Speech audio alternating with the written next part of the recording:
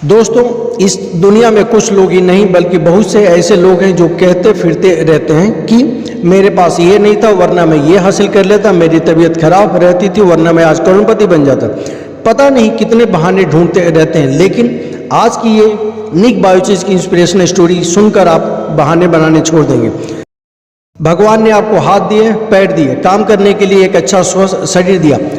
अब जरा सोचिए, अगर जन्म से ही आपके पास हाथ पैर नहीं है तो आपको कैसा लगेगा। यकीनन आप अपनी किस्मत को दोष देने लगेंगे और अपनी ज़िंदगी से हार मान बैठेंगे।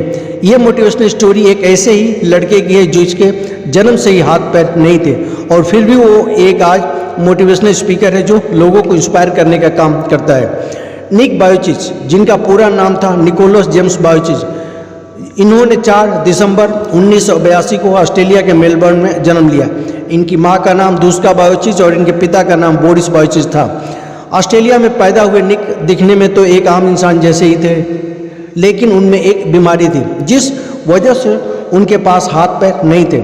डॉक्टर के लाख कोशिशों के बावजूद उनकी बीमारी ठीक नहीं हो पाई। अब उनको पूरी उम्र बिना हाथ पैर की गुजारनी पड़ी। जैसे जैसे निक बड़े होने लगे वो चिड़चिड़ा होने लगे, क्योंकि वो लोगों के साथ कंधे से कंधा मिलाकर चल नहीं सकता था। इस वजह से उनके कोई दोस्त भी नहीं थे। लेकिन निक का भगवान में बहुत विश्वास था और उनके माता पिता ने भी निक का पूरा साथ दिया।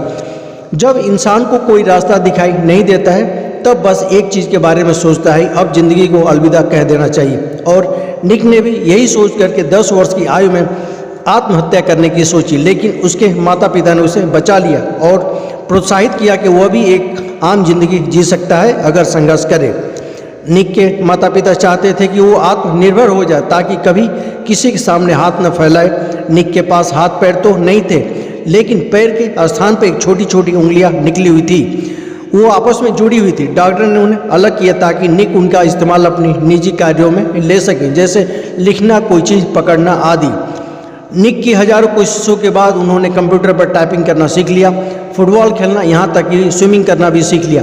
आम इंसान हाथ पैर होने के बावजूद भी तैर नहीं सकता, लेकिन निक सामान्य व्यक्ति की तरह तैरता है। सिर्फ इतना ही नहीं, अब वो ड्राइविंग करने भी जानते हैं, पेंटिंग करने भी जानते हैं, वो सारे काम जो हम सब करते हैं। एक बार निक के माता पिता ने उन्हें कहानी सुनाई जो एक निक की तरह ही विकलांग व्यक्ति की मोटिवेशनल इंस्पिरेशनल स्टोरी थी। कहानी सुनने के बाद निक को एहसास हुआ कि पूरी दुनिया में सिर्फ वही विकलांग नहीं है, उसके जैसे और भी बहुत सारे लोग हैं। निक को यह भी एहसास हुआ कि कुछ लोग तो हाथ पैर होते हुए भी विकलांग बने हुए हैं। बस फिर क्या था, निक ने सोच लिया कि वह लोगों को मोटिवेट इंस्पायर करने का काम करेंगे। जो लोग अपनी ज़िंदगी से रास्ता भटक जाते हैं वो उन्हें सही रास्ते पर लाएंगे। निक ने जैसा सोचा था ऐसा ही हुआ। वो आज लोगों को एक नहीं बल्कि लाखों लोगों को अपनी सच्ची प्रेरणादायक कहानी सुनाते हैं और लोग उसे मोटिवेट होते हैं। निक ने अब तय किया कि वो एक मोटिवेशनल स्पीकर, प्रेरक वक्ता का काम करेंगे।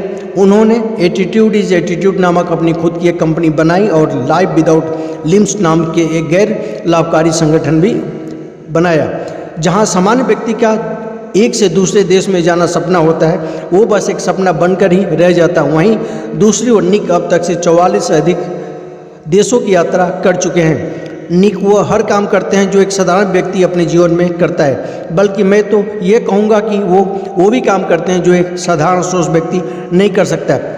दोस्तों, निक अक्सर कहते हैं इस दुनिया में कुछ भी असंभव नहीं होता है। अगर वो सब कुछ कर सकते हैं जो हम सोच सकते हैं, हम वो सब कुछ सोच सकते हैं जो आज तक से हमने नहीं सोचा। अक्सर लोग अपनी छोटी छोटी प्रॉब्लम को लेकर रोते रहते हैं। अब जरा खुद सोचिए, क्या आपकी प्रॉब्लम निक से भी बड़ी है? एक बार अपने आप को निक की जगह रख कर देखिए। मैंने जब पहली बार इस मोटिवेशनल स्टोरी को पढ़ा तो मेरे दिमाग में बस एक ही बात याद आया, नथिंग इज इम्पॉसिबल। दुनिया में कुछ भी असंभव नहीं है अगर करने की चाहत हो।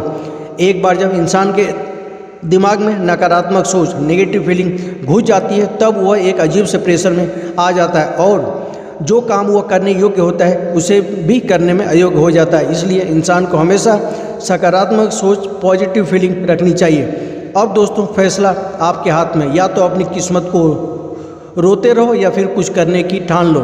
लोग कहते हैं ना, ठान लो तो जीत होगी, मान लो तो हार होगी। थैंक यू सो मच दोस्तों। उम्मीद करता हूँ कि ये निक बायोचिच की इंस्पिरेशनल स्टोरी आपको पसंद आया होगा।